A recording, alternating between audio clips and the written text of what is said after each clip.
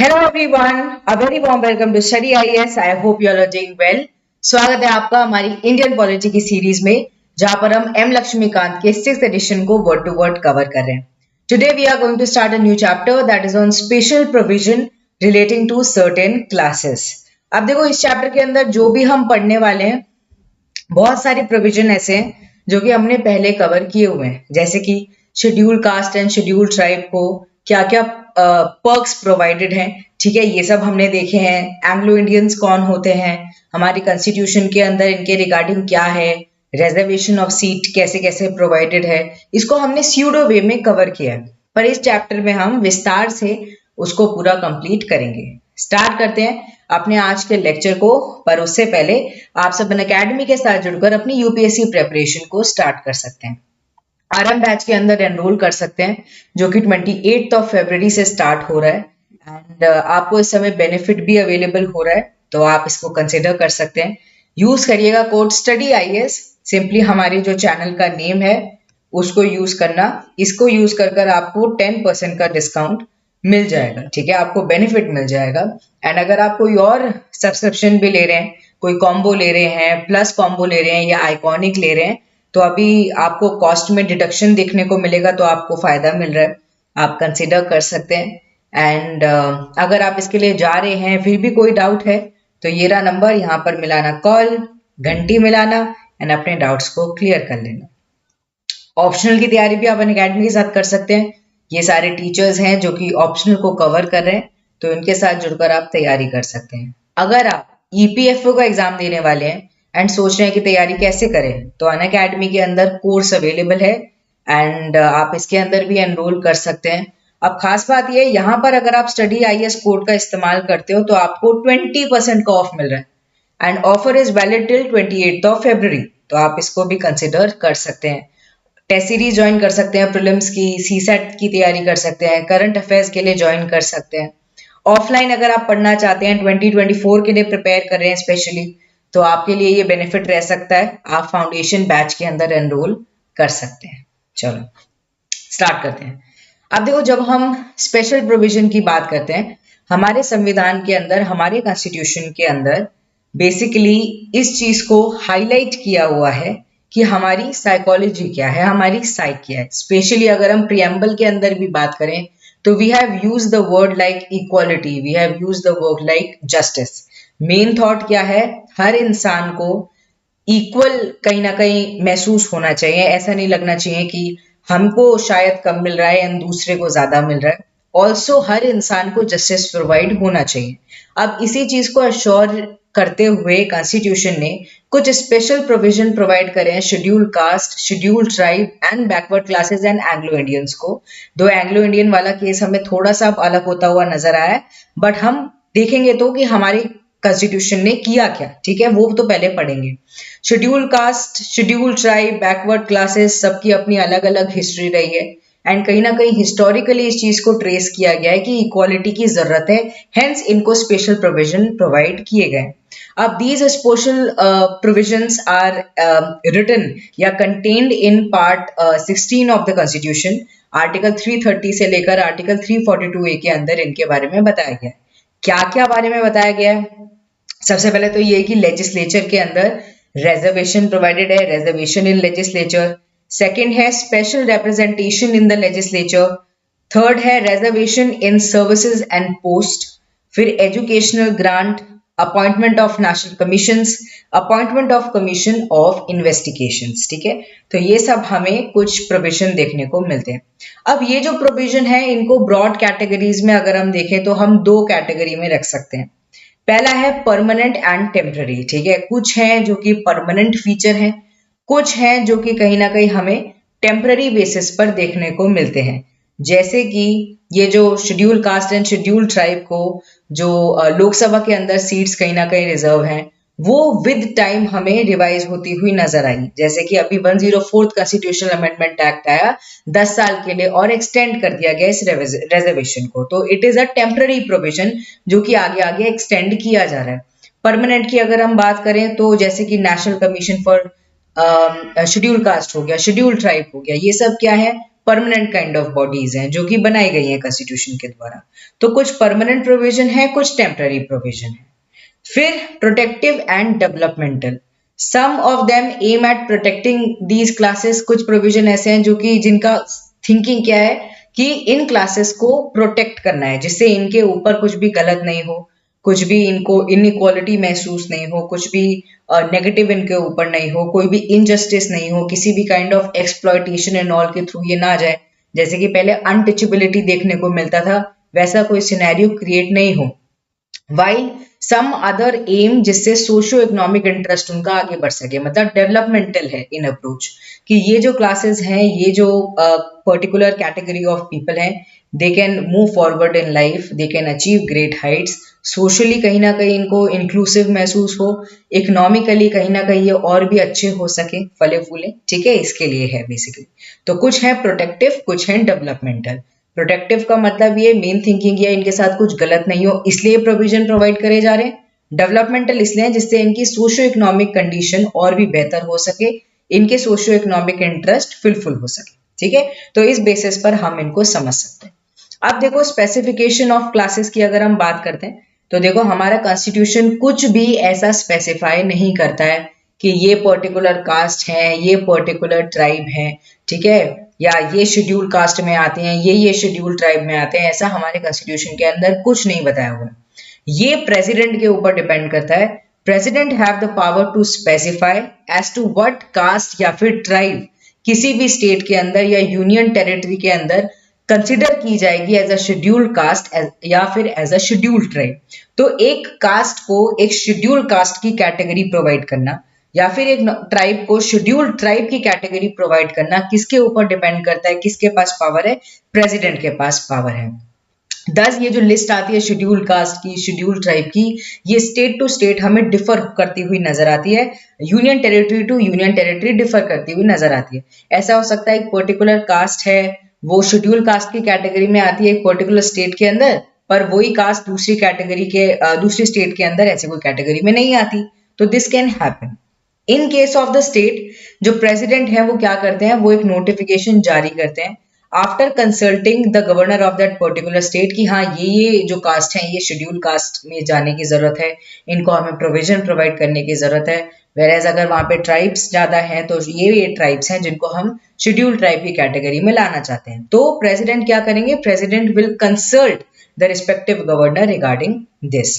But आप देखो ये बात इंपॉर्टेंट है, ये तो एक प्राइमरी चीज है कि हाँ प्रेसिडेंट ने नोटिफिकेशन के थ्रू इस काम को किया, पर इसके बाद जो भी इंक्लूजन हो रहा है या एक्सक्लूजन हो रहा है किसी भी कास्ट का, किसी भी ट्राइब का, ठीक है, वो किसके थ्रू होगा, that can only be done by the parliament, ठीक है। वहां पर प्रेसिडेंशियल नोटिफिकेशन बार बार नहीं आएगा। अब पार्लियामेंट का रोल आ जाता है कि हाँ इस कास्ट को आप लिस्ट के अंदर डाल दो या फिर इस कास्ट को आप जरूरत नहीं है तो आप इसको लिस्ट से बाहर निकाल दो, ठीक है। तो इंक्लूजन या exclusion of caste and tribe, जो प्रेसिडेंशियल नोटिफिकेशन आया वो तो आ गया प्राइमरी स्टेज पर, उसके थ्रू हमने हाँ लिस्ट फॉर्म कर दी, हमें पता चल गया। बट उसके बाद जो भी सब्सिक्वेंट हमें फॉर्मेशन होता हुआ नजर आएगा, जो भी गतिविधि होगी, जो भी ये होगा कि इंक्लूजन हो रहा है या एक्सक्लूजन हो रहा है किसी कास्ट का या फिर ट्राइब का, वो पार्लियामेंट के थ्रू होगा। President have issued several orders specifying कि schedule caste and schedule tribe different states के अंदर क्या होंगे, यूनियन टेरिटरी के अंदर क्या होंगे, and these have also been amended by the parliament. तो विद टाइम पार्लियामेंट ने इसको अमेंड भी किया है कि हाँ अब इस कास्ट को जरूरत नहीं है तो इसको बाहर निकाल देते हैं, नहीं इस ये जो पर्टिकुलर कास्ट है ये रह गई, शायद हमें इनको इंक्लूड करना चाहिए स्टेट के अंदर। तो subsequently parliament have worked regarding it. Similarly, Constitution has not specified classes of citizen who are to be called socially and educationally backward classes. तो socially and educationally backward classes भी हमारे संविधान के अंदर stated नहीं है कि ये है, ठीक है, ऐसा कुछ भी नहीं है। या जिनको हम other backward classes OBC कहते हैं, ठीक है, उनके बारे में कुछ भी स्पेसिफिकेशन नहीं है। ओके अब देखो एक और चीज है, ये वाली बात की पार्लियामेंट ने विद टाइम अमेंडमेंट करी है, ठीक है।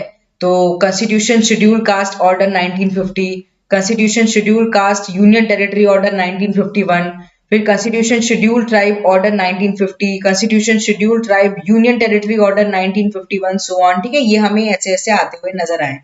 पार्लियामेंट ने मॉडिफाई किया इन प्रेसिडेंशियल ऑर्डर को by enacting the Scheduled Caste and Scheduled Tribe Order Amendment Act 1956।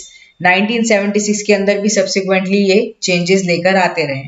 तो ये है कि प्राइमरी स्टेज पर तो हमें प्रेसिडेंशियल नोटिफिकेशन आता हुआ नजर आता है फॉर्मली, जिसके थ्रू प्रोसेस स्टार्ट होता है, बट विद टाइम हमें अमेंडमेंट होती हुई नजर आती है with respect to the caste and tribe, जो कि इंक्लूड हो रही है या फिर एक्सक्लूड हो रही है पार्लियामेंट के द्वारा। ठीक है, पार्लियामेंट का यहाँ पर फिर रोल आता है।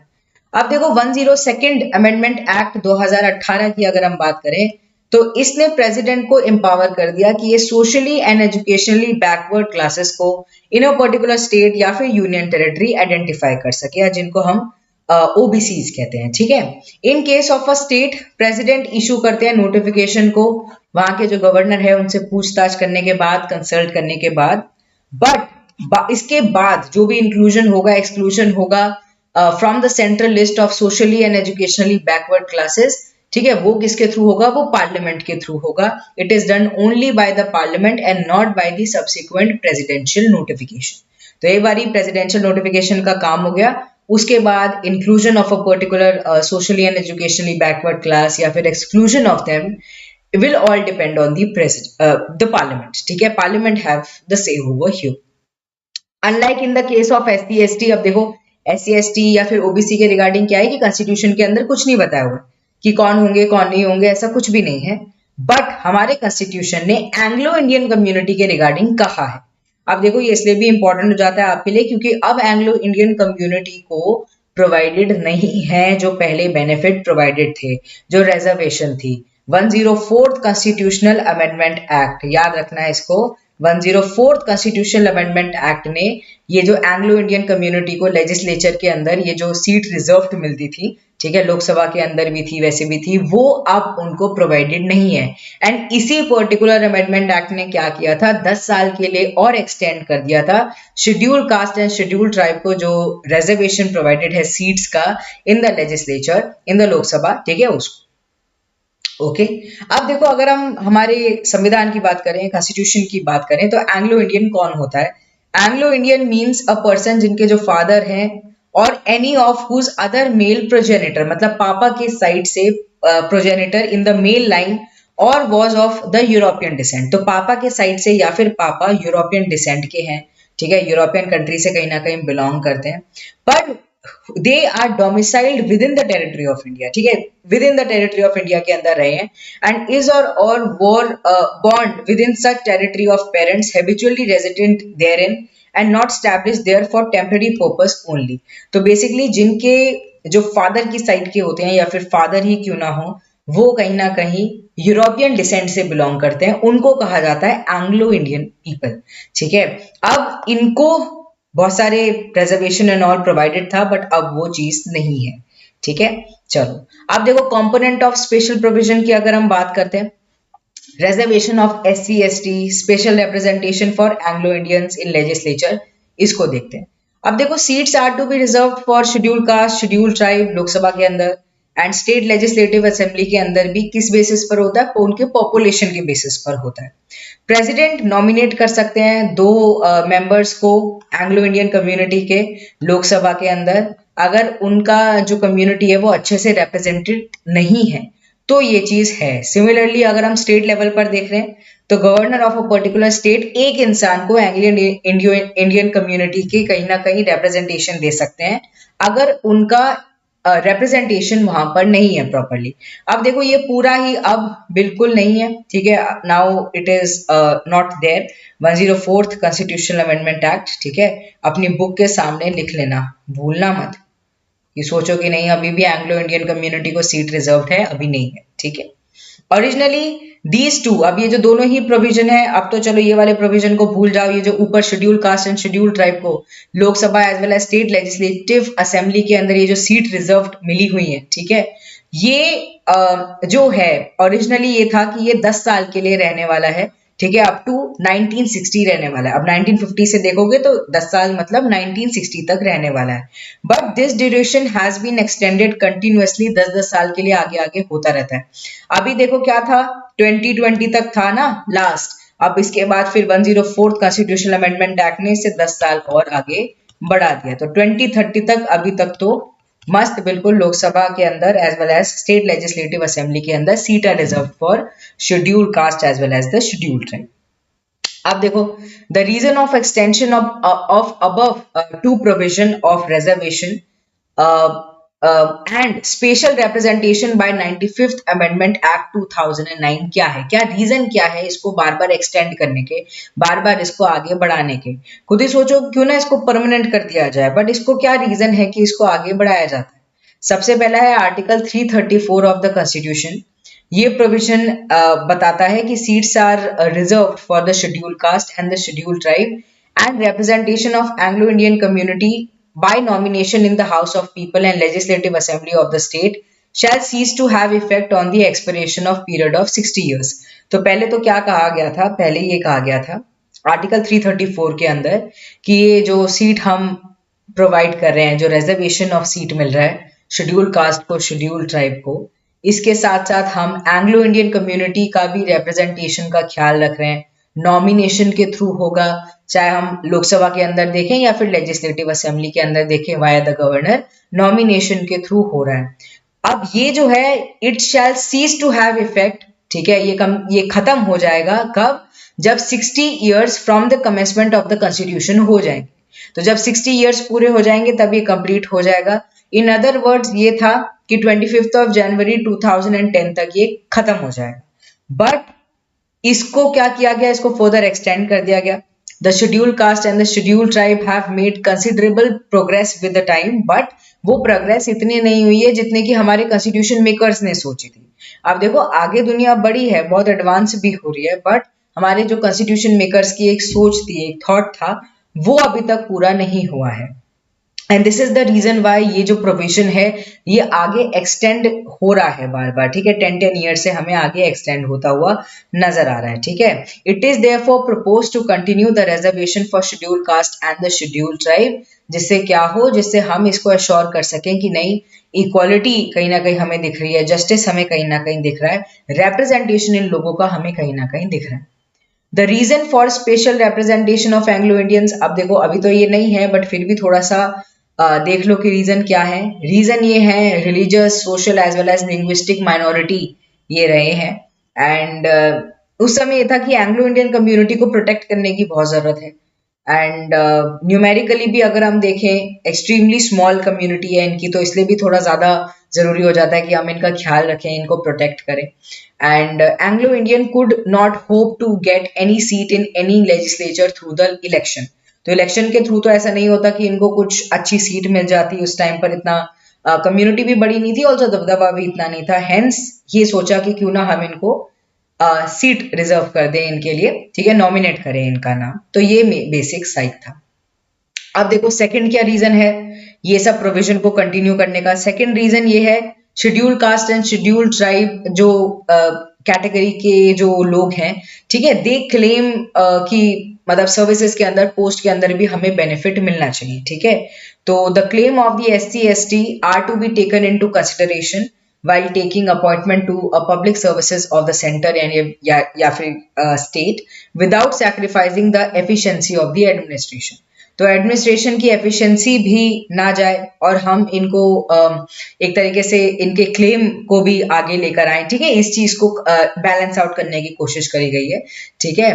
एंड अपॉइंटमेंट में to the public services of the centre या फिर स्टेट, यहाँ पर इस चीज को अश्योर किया गया है ना कि इनका रिप्रेजेंटेशन भी आगे होना चाहिए। हाउएवर 82nd अमेंडमेंट एक्ट 2000 ने प्रोवाइड किया for making of any provision in favour of SC या ST for relaxation in qualifying marks in any examination, ठीक है। तो बहुत सारे एग्जामिनेशन ऐसे हैं जहां पर क्वालिफाइंग मार्क्स हमें डिफरेंट देखने को मिलता है for these category and different for other people.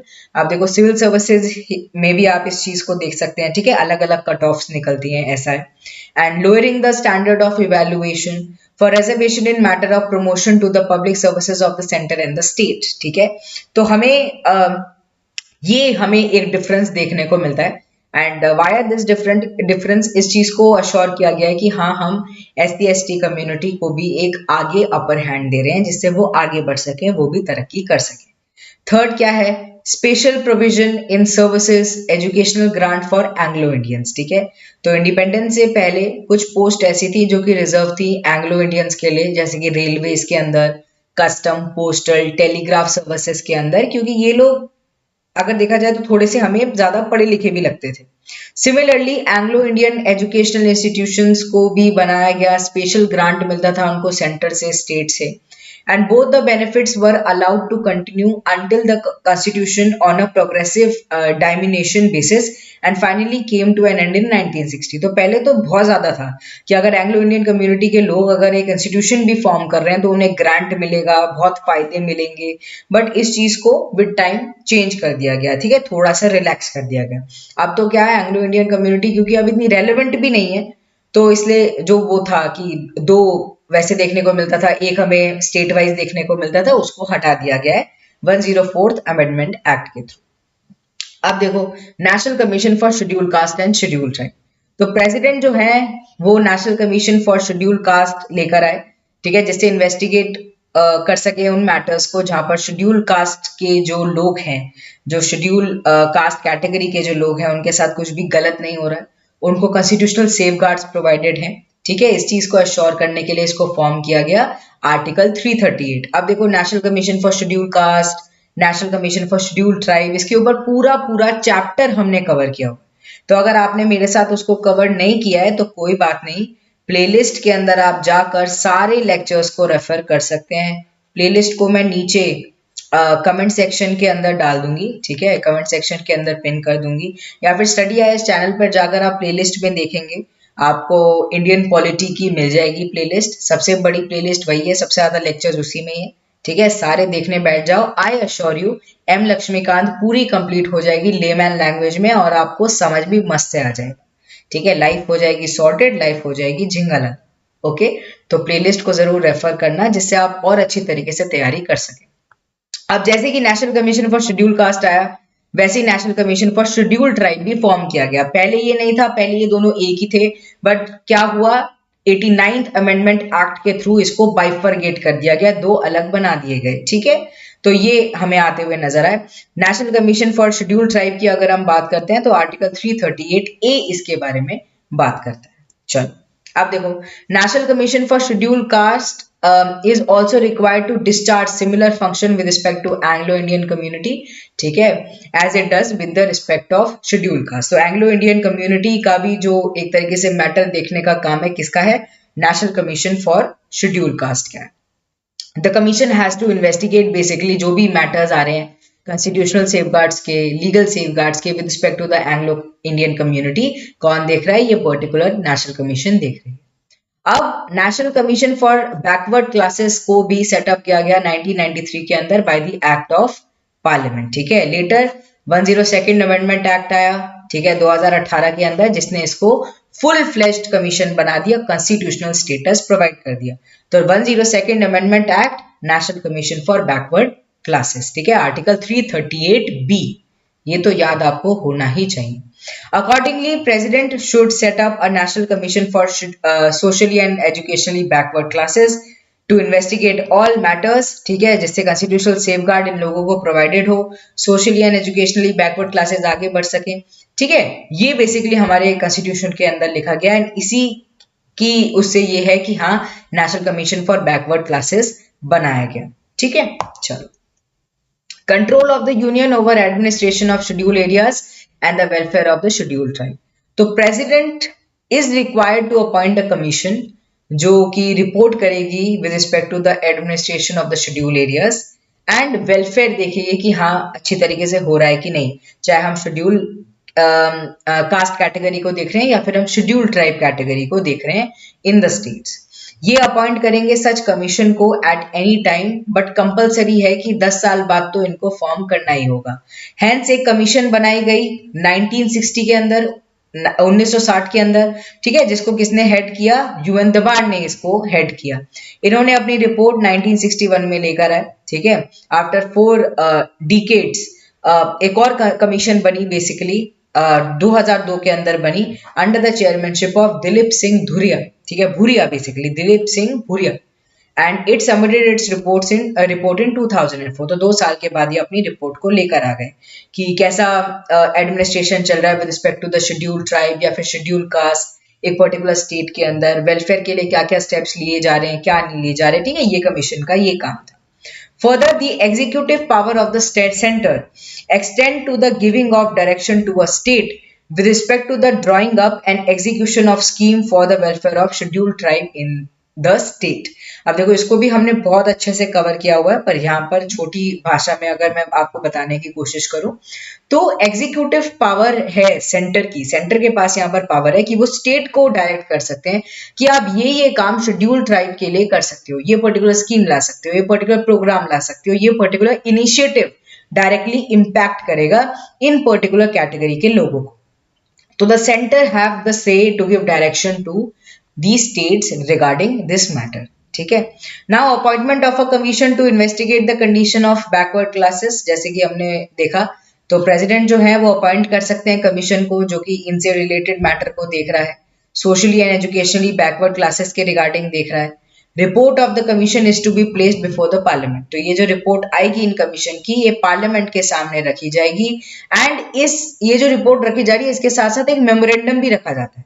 अब ये जो मेमोरेंडम है इसके अंदर ये होगा कि इस कमीशन ने ये बातें कही थी एंड ये चीजें इंप्लीमेंट हुई हैं, ये चीजें इंप्लीमेंट नहीं हुई हैं, ठीक है। तो ये चीज मेमोरेंडम के अंदर बताई जाएगी, उसको पहले ही स्टेट किया जाएगा, ठीक है। With the memorandum it will be basically presented to the parliament. Under the above provision जो प्रेसिडेंट हैं वो अपॉइंट किए 2 कमीशंस को, ठीक है।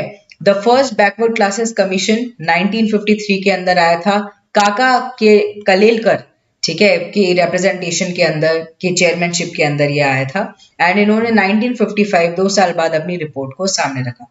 But no action was taken on the recommendation, ठीक है, and they were considered very vague कि बहुत वेग, बहुत इम्प्रैक्टिकल, बड़ी बड़ी बातें कर रहे हैं जो कि हम इन रियलिटी नहीं लेकर आ सकते। Hence second backward classes commission हमें फॉर्म होती हुई नजर आई 1979 के अंदर। बीपी मंडल इसके चेयरमैन थे।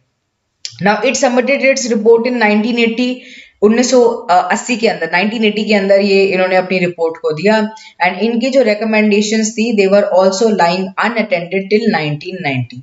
अब 1990 तक तो ज्यादा इसके ऊपर ध्यान नहीं दिया गया, ये जो बीपी मंडल वाली जो कमेटी बनी थी, बट उसके बाद वीपी सिंह गवर्नमेंट आई, उन्होंने इसको कंसिडर किया and they declared reservation of 27% government job की फॉर द ओबीसी की 27% इनको रिजर्वेशन प्रोवाइड होना चाहिए। तो ये हमें डेवलपमेंट होती हुई नजर आई।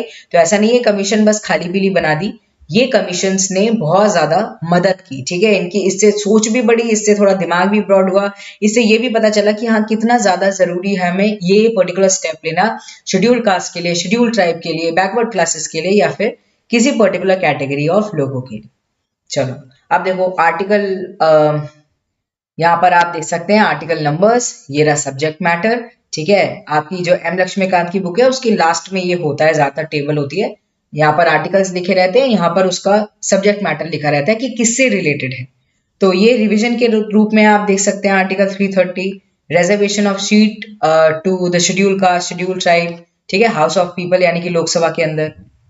फिर 331 representation of Anglo Indian community, house of the people के लिए, ठीक है, जो कि हमें अब ये अलग होता हुआ नजर आता है। यहाँ पर आप देख सकते हैं 338A, 338B, फिर आर्टिकल 338, तीनों बिल्कुल याद रखना, ठीक है। National commission for schedule caste, schedule tribe, backward classes जो कि अभी बना है, ठीक है, बाद में बना है। पहले national commission for schedule caste, schedule tribe एक ही था, but 89th constitutional amendment act के थ्रू इसको बाइफरगेट कर दिया गया, इसको अलग अलग कर दिया गया। फिर यहाँ पर आप देख सकते हैं, ठीक है, control of union over the administration of schedule areas and welfare of the schedule tribe, article 339, ठीक है, ये सब आर्टिकल्स है। चलो लेक्चर हमारा हो गया कंप्लीट। लेक्चर अगर अच्छा लगा तो नीचे लाइक का बटन दबा देना। देखो लाइक का बटन तो आपको बिना कहीं दबा देना चाहिए, क्योंकि आपको ये सीरीज मदद कर रही है, आपको ये लेक्चर्स मदद कर रहे हैं, तो लाइक तो बनता है ना। स्टडी आईएएस को सब्सक्राइब नहीं किया, स्टडी आईएएस को सब्सक्राइब कर लो। प्लेलिस्ट अगर आप रेफर करना चाहते हैं तो नीचे मैं उसको पिन कर दूंगी, वहां पर जाकर देख सकते हैं, या फिर आप चैनल की प्लेलिस्ट में जाएंगे, वहां पर आपको मिल जाएगा, ठीक है।